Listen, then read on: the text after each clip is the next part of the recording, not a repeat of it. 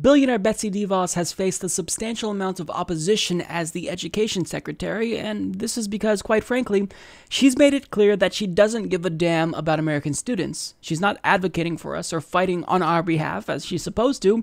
She is all about the charter schools and for-profit colleges that defraud us and rip us off.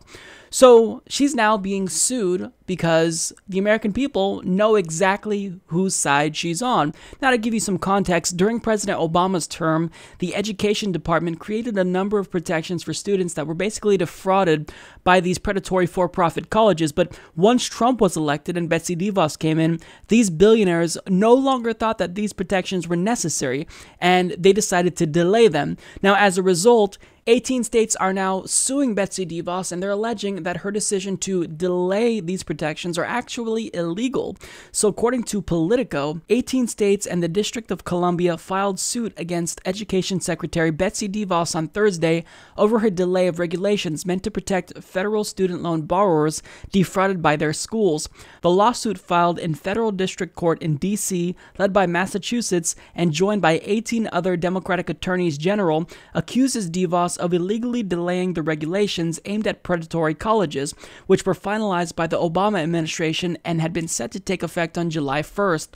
The rules, known as Borrower Defense to Repayment, sought to make it easier for defrauded student loan borrowers to seek debt forgiveness. They also prohibit colleges from requiring students to resolve complaints against their school through arbitration rather than in court. The Trump administration last month delayed implementation of the rules, citing a legal challenge by a California association representing for-profit colleges. DeVos said at the time the rule created a muddled process that's unfair to students and schools and puts taxpayers on the hook for significant costs. The Education Department has said it will begin a process to rewrite the rules later this year. Separately, consumer groups on Thursday filed a second legal challenge to the Trump administration's delay of the regulations. Public Citizen and Harvard Law School's Project on Predatory Student Lending filed a lawsuit on behalf of two former students who claimed they were defrauded by New England Institute of Art, which is owned by the Education Management Corporation.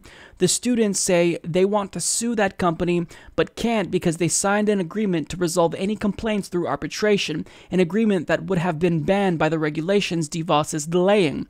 Both lawsuits argue that DeVos' delay of the rules violates the Administrative Procedure Act and ask a federal court to order the administration to enforce the rules. A spokeswoman for DeVos dismissed the lawsuit as ideologically driven and said the Obama-era rules were drafted through a heavily politicized process that failed to account for the interests of all stakeholders. Okay, so notice that whenever a politician uses the word stakeholders, they're almost never talking about us, even though we're technically stakeholders. They're often talking about special interests. So it's kind of an Orwellian doublespeak way of saying, well, this set of regulations, it didn't take into account all of the for-profit predatory colleges, so we need to have a new set of regulations that hears out their voices.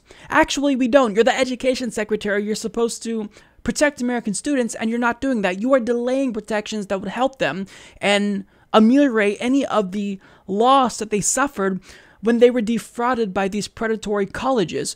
So this, to me, is incredibly frustrating because she is basically trying to frame this as a politically driven lawsuit when that's not the case. What Betsy DeVos is doing here in delaying these protections, it draws a line in the sand directly, and it shows us who she is in favor of.